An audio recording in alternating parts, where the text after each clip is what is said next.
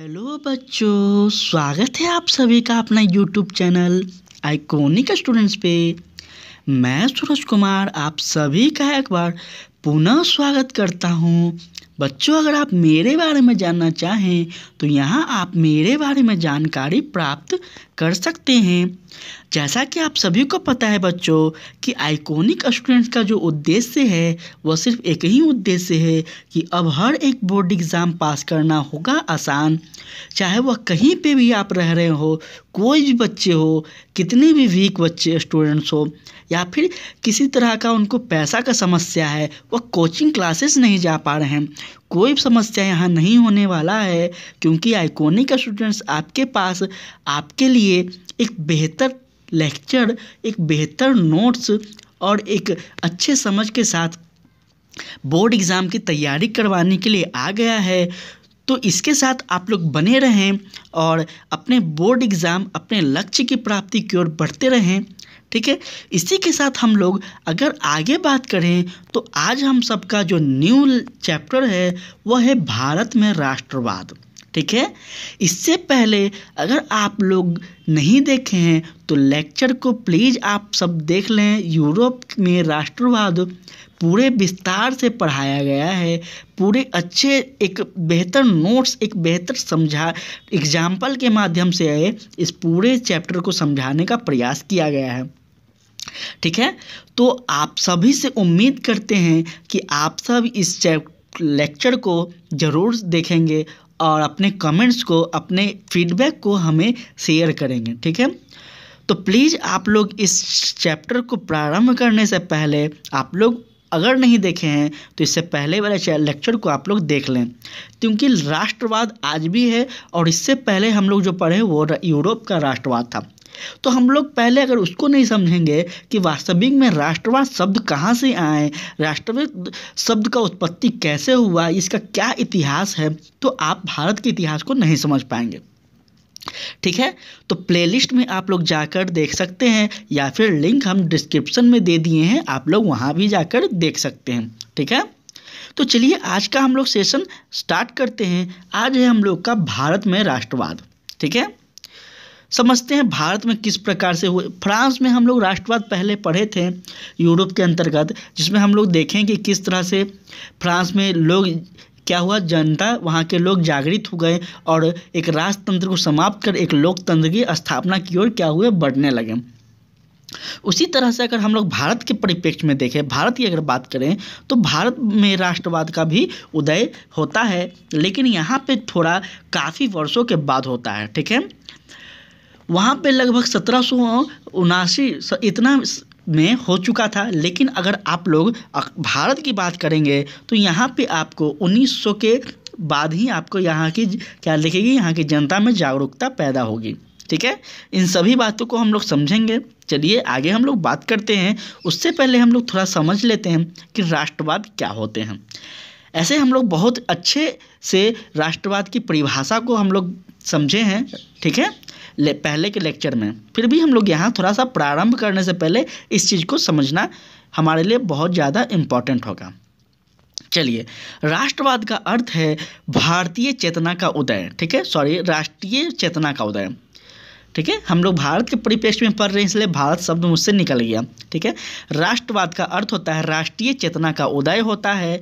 ठीक है, राष्ट्रीय चेतना मतलब आप अपने राष्ट्र के प्रति, हम आपको पहले भी लेक्चर में बताया है, अपने देश के प्रति, अपने भौगोलिक क्षेत्र जिसमें आप रह रहे हैं उसके प्रति आप जागरूक हो, उसके प्रति आपके उस भूमि के प्रति आपका समर्पण हो, उस भूमि के, उस राष्ट्र के प्रति आपका कुछ दायित्व बनता हो, इसे राष्ट्रवाद कहते हैं। ठीक है, इस अपने भूमि के लिए कुछ करना चाहते हैं। ठीक है, यूरोप में आधुनिक राष्ट्रवाद के साथ ही राष्ट्र राज्यों का भी उदय हुआ। ठीक है, हम लोग देखे हैं 1919 से 1947 तक का काल गांधी युग के नाम से जाना जाता है। इम्पोर्टेंट है बाबू आपके लिए। ठीक है, क्या है इम्पोर्टेंट कि 1919, पहले तो 1919 से 1947 का जो काल है ये किस नाम से जाना जाता है, तो गांधी युग से। अगर आपसे पूछ दिया जाए कि 1919 से 1947 के बीच किस काल के नाम से जाना जाता है, तो अगर मान के चलिए वहाँ पे कोई और नाम दे देता, तो आपको याद रखना होगा इस समय, इस पूरे समय को क्या कहते हैं हम लोग, गांधी युग कहते हैं, या फिर स्वतंत्रता संग्राम का तीसरा चरण कहेंगे। ठीक है, कोई समस्या? आगे अगर हम लोग बात करें तो इस युग में महात्मा गांधी का उदय हुआ, मतलब महात्मा गांधी भारत में एंट्री किए, भारत में आए। उनके आंदोलन में 3 प्रमुख आंदोलन है। इन्हें हम लोग इस सभी को आंदोलन को पढ़ेंगे विस्तार से। पहला है असहयोग आंदोलन, ठीक है। दूसरा है सविनय अवज्ञा आंदोलन। तीसरा है भारत छोड़ो आंदोलन। इन तीनों आंदोलन को हम लोग पढ़ेंगे, ठीक है। पूछ देगा आपसे कि महात्मा गांधी का जो भारत में स्वतंत्रता संग्राम में 3 महत्वपूर्ण आंदोलनों का जिक्र करें तो आप आज के बाद आप बताने में किसी भी तरह का संकोच नहीं करेंगे कि महात्मा गांधी का जो 3 आंदोलन है, पहला है आपका असहयोग आंदोलन, दूसरा है सविनय अवज्ञा आंदोलन व तीसरा है भारत छोड़ो आंदोलन, ठीक है। इन तीनों को हम लोग अच्छे से समझेंगे। ये आंदोलन 1920 से 1942 ईस्वी तक चलाई गई, ठीक है, जिसके फलस्वरूप भारत में स्वतंत्रता की प्राप्ति हुई। स्वतंत्रता की प्राप्ति, आपको पता होगा कि हमारे भारत में बहुत सालों तक, लगभग 200 वर्षों तक क्या हुआ था, तो अंग्रेज़ों का शासन था, ठीक है। अंग्रेज हमें क्या करते थे, अंग्रेज हम पे शासन करते थे और हमारा भारत देश गुलाम था, ठीक है। इसी से हमारा भारत देश आज़ाद हुआ था। आप सबको पता होना चाहिए कि हमारा भारत जब आज़ाद हुआ, कब हुआ, 15 अगस्त 1947 को हुआ है, ठीक है। ये चीज़ आप सभी को पता होना चाहिए, 15 अगस्त 1947 को। कोई समस्या यहाँ तक? आगे अगर हम लोग बात करें तो राष्ट्रवाद का उदय का कारण क्या था, महत्वपूर्ण कारण, हम लोग कारण को भी समझेंगे। देखिए, आपके लिए इतना बेहतर तरीका से नोट्स वो भी बोर्ड एग्जाम के लिए कहीं नहीं मिलेगा। पूरे यूट्यूब पे आप छान मार लिए, ठीक है, हम दावा के साथ कहते हैं, क्योंकि हम सब कुछ देख कर उसके बाद आपके पास आए हैं, ठीक है ना। तो इतना बेहतर नोट्स आपको कहीं नहीं मिलेगा बाबू। प्लीज़ हम इतना ही बार बार आपको बोलेंगे कि हमारे नोट्स, हमारे लेक्चर पे विश्वास कीजिए। ये मत देखिए कि क्या है, नहीं है, कितना देर का लेक्चर है, या फिर इस टीचर का सब्सक्राइबर नहीं है, व्यूज़ नहीं जाता है। ये सब चीज़ मत देखिए, आपको पढ़ना है, ये इम्पोर्टेंट है। हाँ, ये इम्पोर्टेंट नहीं है कि इस टीचर का सब्सक्राइबर नहीं है, इस टीचर का व्यूअर नहीं है, मतलब ये अच्छा नहीं पढ़ाता होगा। हमारे चैनल पे थोड़ा टाइम दीजिए। आपको कोई टॉपिक नहीं समझ में आएगा, ऐसा हो नहीं सकता। हम जिस टॉपिक को उठाते हैं उस टॉपिक से बच्चा को अगर कोई समस्या हो गया तो आप जो बोलिए उसको, हम इस तरह से उठाते ही नहीं है कि मतलब आए हवाबाजी कर कर चले गए। समझ रहे हैं ना मेरी बात को? हम ऐसा करेंगे कि आपका उस चैप्टर से कम होगा लेकिन ज़्यादा होगा, लेकिन कम नहीं होगा, 100% बोल सकते हैं, ठीक है। चलिए हम लोग अगर बात करें कि भारत में जो राष्ट्रीयवाद का उदय हुआ है, इसके कारण क्या कहते हैं, तो चलिए एक एक कारण हम लोग समझते हैं। पहला है सामाजिक कारण, ठीक है।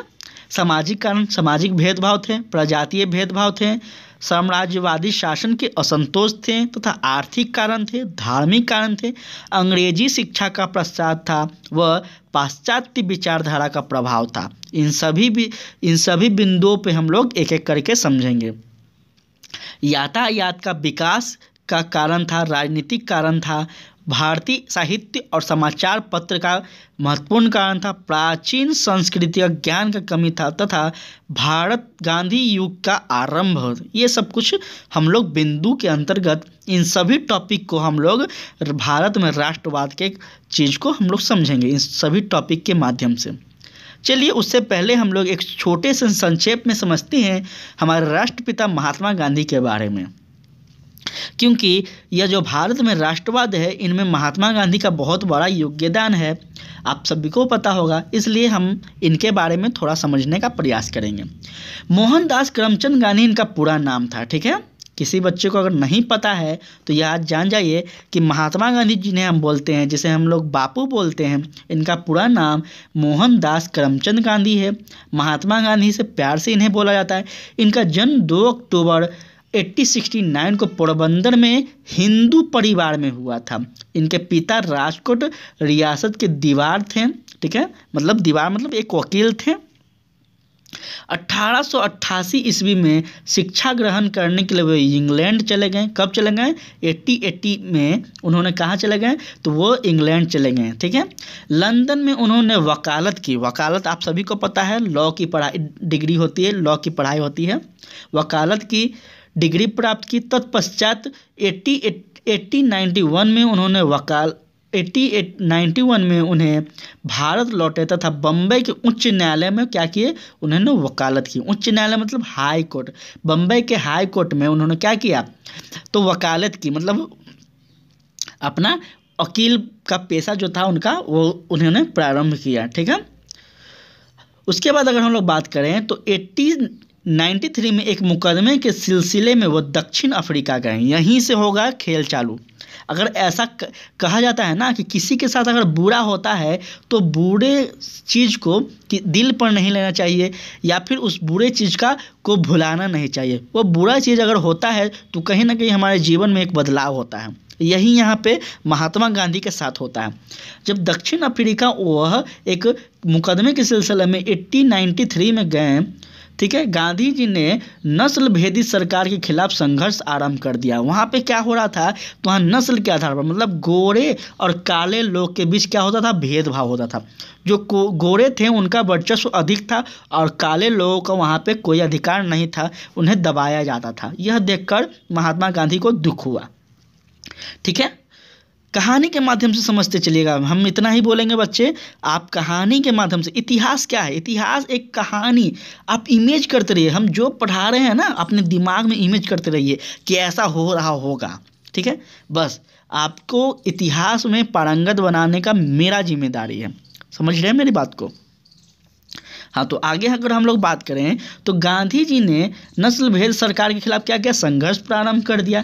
गांधी जी ने ट्रांसवाल में मजदूरों का जुलूस निकाला। कहाँ निकाला? ट्रांसवाल में मजदूरों का जुलूस निकाला, उसका नेतृत्व किया तथा गांधी जी ने सत्याग्रह का सहारा लिया, जिससे बाध्य होकर सरकार ने दक्षिण अफ्रीका में क्या किया? भारतीयों को कई सारी सुविधाएं दी। किसके लिए क्यों दी? जब गांधी जी वहाँ पे आंदोलन किए, बहुत सारे विद्रोह किए। आप सबको पता होगा कि हम लोग जब यूरोप के राष्ट्रवाद पढ़ रहे थे तो जगह जगह पे वहाँ पे क्या हो रहा था? तो शासन के विरुद्ध, सरकार के विरुद्ध आंदोलन हो रहा था, क्रांति हो रहा था, विद्रोह हो रहा था। आंदोलन कभी भी होता है, क्रांति होता है, विद्रोह होता है, तो ये क्या हो इस किस चीज़ का संकेत देता है? तो यह कोई ना कोई परिवर्तन का संकेत देता है। ठीक है। ये आपको हम पहले लेक्चर में समझा चुके हैं इस बात को कि कभी भी हम कोई क्रांति करते हैं तो वह शासक के खिलाफ, राजा के खिलाफ, वहाँ के शासन के खिलाफ हम लोग क्या करते हैं? आवाज़ उठाते हैं। वहाँ की कोई ना कोई नियमों से हम लोग असंतुष्ट होते हैं। ठीक है। कोई समस्या? आगे अगर हम लोग बात करें तो सबसे पहले सत्याग्रह का विचार। चलिए इसे हम लोग समझते हैं। देखिए महात्मा गांधी का यह आंदोलन का इमेज है। जनवरी 1951 ईस्वी में गांधी जी भारत लौटे। याद रखिएगा बाबू, ये आपके लिए इम्पॉर्टेंट है। भारत, अगर आपसे पूछा जाए कि महात्मा गांधी भारत में कब एंटर लिए, महात्मा गांधी स्वतंत्रता संग्राम में भारत में कब प्रवेश किए हैं, तो याद रखिएगा जनवरी 1915 ईस्वी को। यहाँ पे आप देख सकते हैं, यहाँ पे। ठीक है। महात्मा गांधी भारत लौटते हैं। गांधी जी का यह मानना था कि अहिंसा का धर्म अपनाने से सभी भारतीय का एक सूत्र में बन सकते हैं। अहिंसा मतलब, अहिंसा का तात्पर्य होता है कि हम किसी के भी विरुद्ध कोई भी आंदोलन कर रहे हैं, कोई भी आवाज़ उठा रहे हैं तो उसे क्या करेंगे? अहिंसा के रूप में। हिंसा नहीं करेंगे। मतलब अगर हमें कोई लाठी मारता है, अगर हमें कोई गोली मारता है, अगर हमें कोई थप्पड़ मारता है तो हम क्या करेंगे? उसको उस तरह से जवाब नहीं देंगे। मतलब विनम्रता से, शांतिपूर्वक अपना क्या करेंगे? आंदोलन करेंगे, अपनी मांगों को सरकार तक रखेंगे। आज के समय में देखा जाता है कि बहुत सारे ऐसे लोग हैं जो कोई भी सरकार के मांग करते हैं सरकार से, तो वह क्या करते हैं? वो सार्वजनिक मांग कम और सार्वजनिक चीज़ों को क्या करते हैं? क्षति अधिक पहुंचाते हैं। तो यही गांधी जी का कहना था कि हम अहिंसा का रास्ता नहीं अपनाएंगे, हिंसा करेंगे। ठीक है। शांतिपूर्ण किसी चीज़ों को हम लोग मांग करेंगे। उसके बाद अगर आगे हम लोग बात करें तो गांधी जी के अनुसार सत्याग्रह सबलों का हथियार से दुर्बल का नहीं है। ठीक है। प्रथम विश्व युद्ध के कारण और परिणाम का भारत में अंत संबंध हुआ। अगर उसके बाद अगर हम लोग प्रथम विश्व युद्ध विश्व के इतिहास की महत्वपूर्ण घटना है। आप सबको पता होगा प्रथम विश्व युद्ध, फर्स्ट वर्ल्ड वार। अगर नहीं पता है तो याद रखिएगा, ठीक है। 1914 ईस्वी में क्या हुआ, युद्ध आरंभ हुआ था। यह युद्ध 2 गुटों में चला था, 2 ग्रुप थे। विश्व युद्ध क्या होता है, जब किसी एक देश के बीच क्या हो रहा हो, युद्ध चल रहा हो, किसी एक देश के बीच तानातानी चल रहा हो, युद्ध की का क्या हो, युद्ध की कोई संकेत हो, ठीक है। और कहीं ना कहीं युद्ध हो ही जाता है, ठीक है। अब मान कर चले युद्ध हो गया 2 देश को बीच में, तो जो इस देश के जो मित्र हो राष्ट्र होंगे, ठीक है, चाहे जो भी हो, मान कर चले यह कोई कह सकते हैं हम लोग कि यह एक अमेरिका है, ठीक है, इधर एक कोई है, मान कर चलिए कोई चाइना है या फिर जर्मनी है, कुछ भी एग्जाम्पल के तौर पे हम समझाने का प्रयास करें। तो जो इसके सपोर्टर होंगे, जो इसके विचारधारा से प्रभावित होंगे, वह इसका सपोर्ट करेंगे। जो इस देश के विचारधारा से प्रभावित होंगे वो इसका सपोर्ट करेंगे। तो यहाँ पे क्या हो गया, विश्व के अनेकों देश ने क्या किया, इस युद्ध में, ये 2 देश के बीच युद्ध हो रहा था, समझिएगा मेरी बात को, ये 2 देश के बीच युद्ध हो रहा था, लेकिन इसके मित्रों ने, इसके दोस्तों ने क्या किया, इस युद्ध में कूद पड़े और यह 2 देश के बीच ना होकर विश्व के अनेक देश इसमें पार्टिसिपेट कर लिए, इसमें भागीदारी ले लिए। इसे हम लोग विश्व युद्ध कहते हैं, ठीक है। कोई समस्या, आपको समस्या हो जहाँ तो प्लीज़ बताने का प्रयास कीजिएगा, ठीक है। थोड़ा धीरे हम चल रहे हैं, लेकिन हम आपको बेसिक मजबूत करने का प्रयास कर रहे हैं। तो इसे विश्व युद्ध कहते हैं। ये 2 गुटों के बीच फ्रांस एवं ब्रिटेन, रूस मित्र राष्ट्र थे, ठीक है। Group A and group B, ठीक है। ग्रुप ए में जो थे वो कौन कौन थे, तो देखिए याद रखिएगा, ग्रुप ए में फ्रांस थे, आपको फ्रांस थे, और कौन थे, ब्रिटेन थे, और कौन थे, अमेरिका थे, ठीक है। ये 3 ग्रुप थे। ये क्यों थे, क्योंकि ये पूंजीवादी विचारधारा को मानते थे। पूंजीवादी विचारधारा हम लोग इकोनॉमिक्स में पढ़ेंगे, पूंजीवादी अर्थव्यवस्था, साम्यवादी और मिश्रित, ये सभी चीज़ों को हम लोग पढ़ेंगे, ठीक है। अभी समझिएगा। और जो ग्रुप बी थे ये क्या थे, तो ये साम्यवादी लोग थे, ठीक है। 1917 ईस्वी के बाद इसका सहयोगी बन गया, कौन बन गया, अमेरिका बन गया, ठीक है। धीरे धीरे क्या हम बोले ना कि 2 देशों के बीच चल रहा है, धीरे धीरे उसमें सब देश एंट्री करने लगता है। अब है रॉलेट एक्ट कानून, ये बहुत इंपॉर्टेंट है, इस व्यक्ति को याद रखिएगा, इस व्यक्ति को देखिए, यही है रॉलेट। इसी के नाम पे क्या किया, रॉलेट एक्ट कानून पारित किया गया था, भारत के अंतर्गत हम लोग बात कर रहे हैं। 1918 ईस्वी में सरकार ने न्यायाधीश सर सिडनी रॉलेट, इसका नाम है, किसका नाम है, इसका सिडनी रॉलेट की अध्यक्षता में एक कमेटी का गठन की। यह कमेटी एक जांच करने के लिए नियुक्त की गई थी कि भारतवर्ष में किस प्रकार और किस रॉलेट एक्ट मार्च 1919 में स्वीकृत हुआ तथा इसकी अवधि 3 वर्ष रखी गई, ठीक है। इसको क्या हुआ था, इस संदर्भ में जांच करने के लिए कमेटी बनाई गई थी, किसके अंतर्गत, सिडनी रॉलेट, इसीलिए इसे रॉलेट एक्ट के नाम से जाना जाता है, ठीक है। भारतीयों ने इस कानून का विरोध कर इसे काला कानून की संज्ञा दी, ठीक है। भारतीयों ने इस कानून का विरोध किया और इस कानून को क्या कहा, तो काला कानून कहा, ठीक है। इस एक्ट के तहत, इस एक्ट के विरोध में यह नारा दिया गया कि कोई वकील, कोई दलील तथा कोई अपील नहीं होगा। मतलब क्या था कि इस एक्ट के तहत क्या हुआ था, बिना किसी गलती के, बिना किसी तरह के मतलब कुछ गुनाह का क्या किया जाता था, भारतीयों के साथ दुर्व्यवहार किया जाता था, भारतीयों को जेल में बंद कर दिया जा रहा था। समझ रहे हैं ना बात को। यह कानून जो लाया गया था रॉलेट एक्ट इसके तहत, और इस कानून में यह भी था कि इसमें कोई वकील नहीं होगा। जो अगर मानकर चलिए कि किसी व्यक्ति को गिरफ्तार किया गया है तो इसको छुड़ाने के लिए कोई वकील नहीं होगा, कोई दलील नहीं होगा तथा कोई अपील नहीं होगा, ठीक है।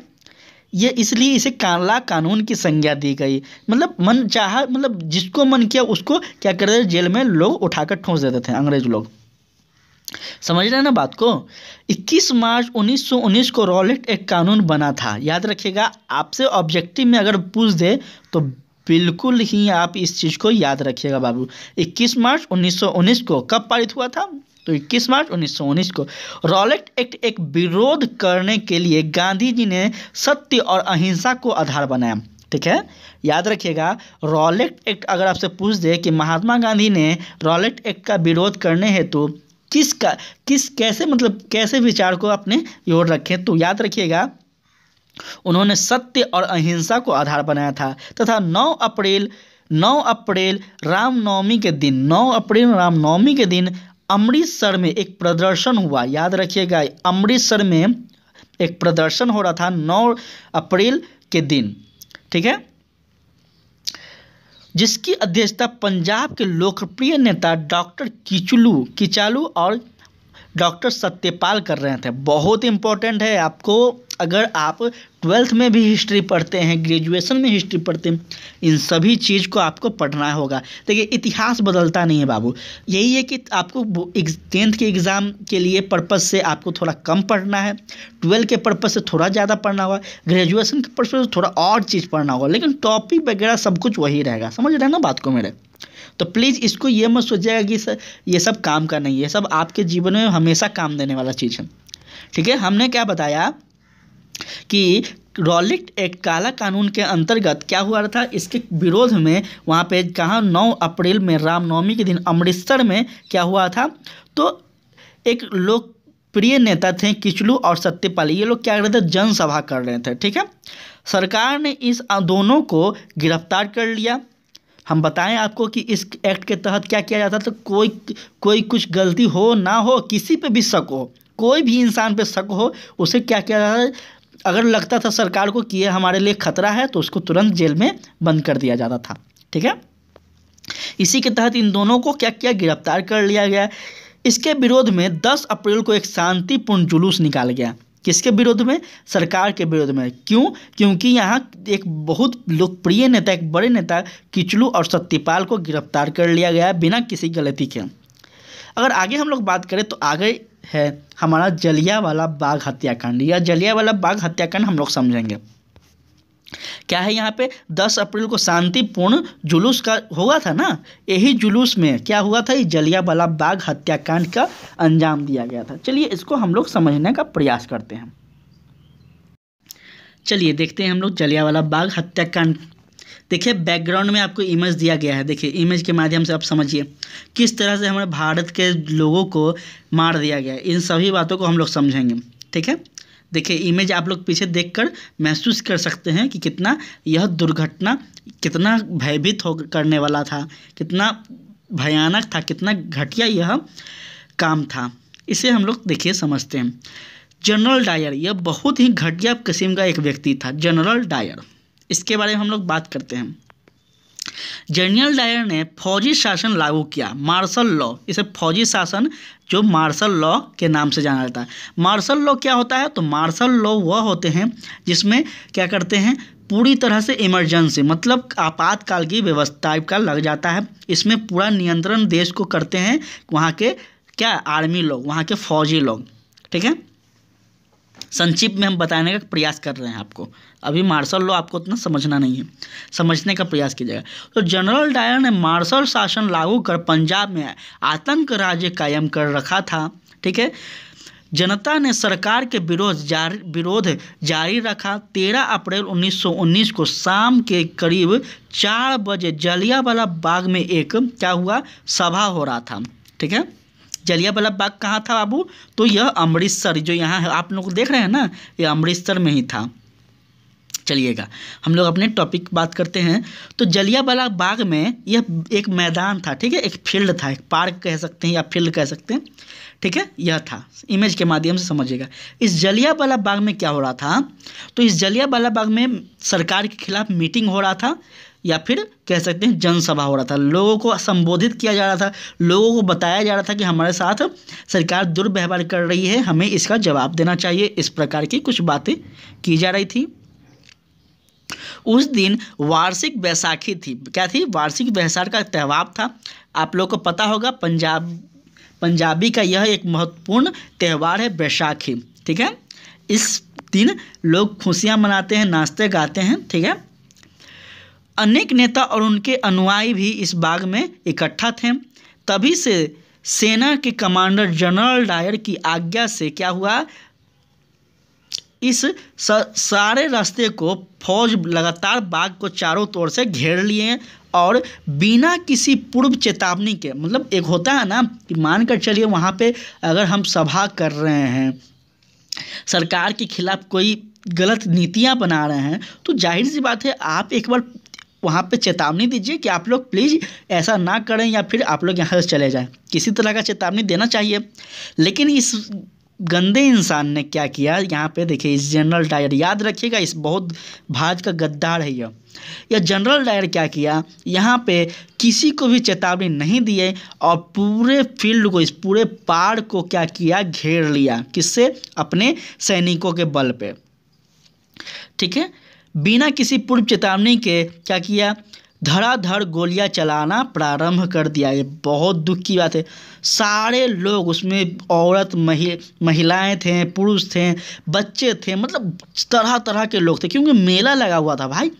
मेला में ही क्या हो रहा था, मीटिंग किया जा रहा था। मेला लगा हुआ था, बैसाखी का पर्व का दिन था, सब लोग घूमने आए थे। उसमें कुछ निर्दोष थे तो कुछ निर्दोष नहीं भी थे, लेकिन सबको इस प्रकार से नहीं करना चाहिए था।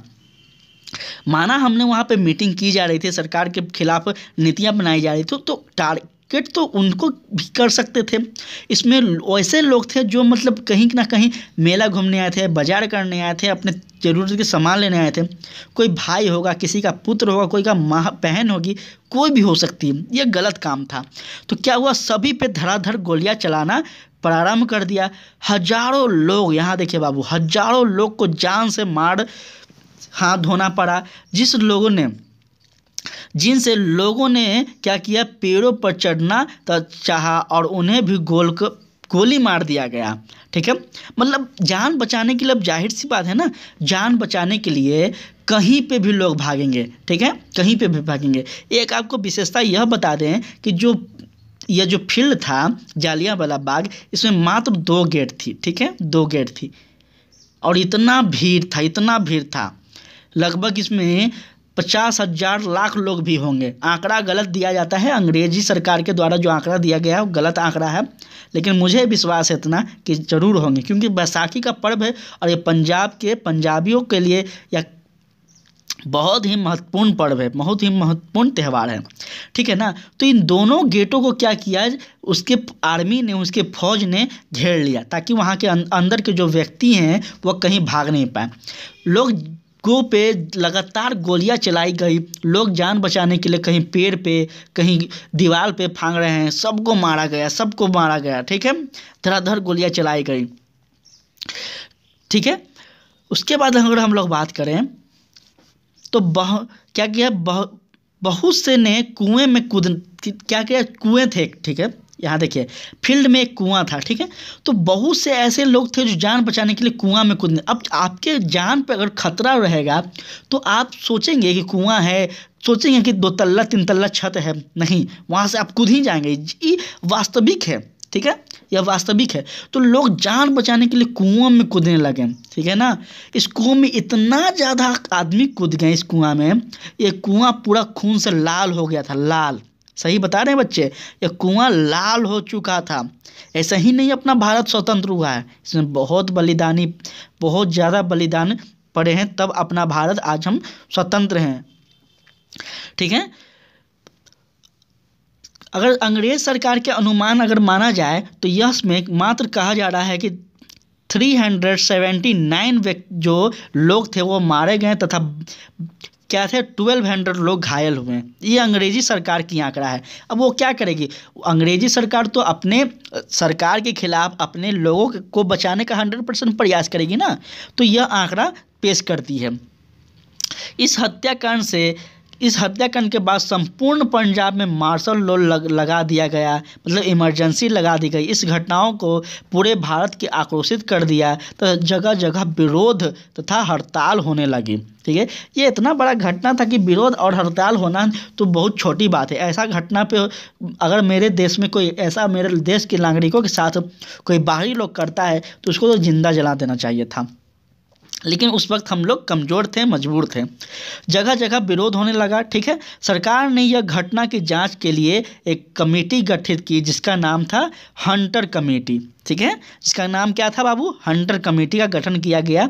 इस कमेटी में भी कोई ज़्यादा जांच पड़ताल नहीं की गई और इस कमेटी में भी क्या की गई?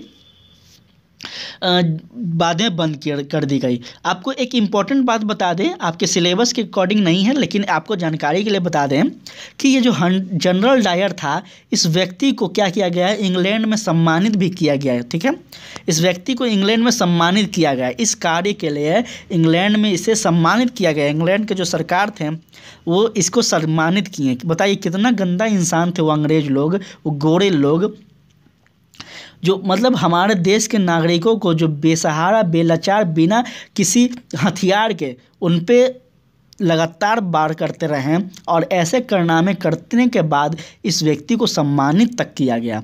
वहाँ के राजा बोलते हैं कि यह बहुत अच्छा काम किए हो। बताइए एक कितना घटिया है, सोचकर घटिया लग रहा है।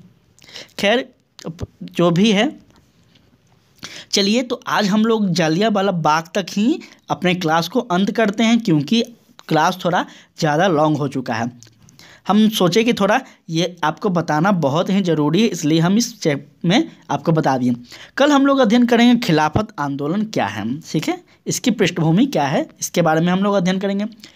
कहीं भी किसी तरह का कोई भी टॉपिक अगर समझ में आप सबको नहीं आया है तो प्लीज़ आप सबसे हम्बल रिक्वेस्ट है कि आप सब कमेंट कर कर बताएं कि सर आपने थोड़ा यहाँ पे मिसिंग किया है या फिर किसी भी तरह का, क्योंकि आपका फीडबैक बाबू हमारे लिए बहुत ज़्यादा इम्पोर्टेंट है। आपका फीडबैक से हमें पता चलता है हमारे बच्चे हमारे भाषा को, हमारे बात को कितना ज़्यादा अपने अंदर ग्रहण कर रहे हैं, क्या हम उनको समझा पा रहे हैं या नहीं पा रहे हैं।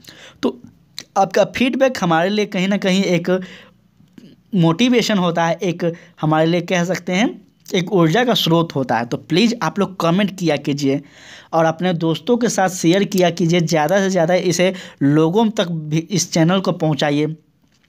समझ रहे हैं ना मेरी बात को, क्योंकि हम बहुत आपके लिए मेहनत करते हैं और अगर इस मेहनत का अगर कुछ थोड़ा भी फल हमें नहीं मिलता है, कोई भी काम करने में मन नहीं लगता है। तो प्लीज़ आप सबसे रिक्वेस्ट कर रहे हैं चैनल को थोड़ा लोगों तक पहुंचाइए, थोड़ा उनके बारे में, चैनल की विशेषताओं के बारे में उनसे बात कीजिए। ठीक है, हाँ, चैनल को ज़रूर सब्सक्राइब करके रखें, बेल आइकन दबा कर रखें ताकि आपको डेली क्लास का नोटिफिकेशन मिलते रहे और आपको डेली PDF टेलीग्राम पे मिल जाएगा। टेलीग्राम ज्वाइन कर लीजिए। ठीक है, तो हंसते रहिए, मुस्कुराते रहिए और लगातार हमारे चैनल के साथ, हमारे लेक्चर के साथ, हमारे नोट्स के साथ आप लोग पढ़ते रहिए, अपनी लक्ष्य की ओर बढ़ते रहिए। इसी के साथ जय हिंद, जय भारत।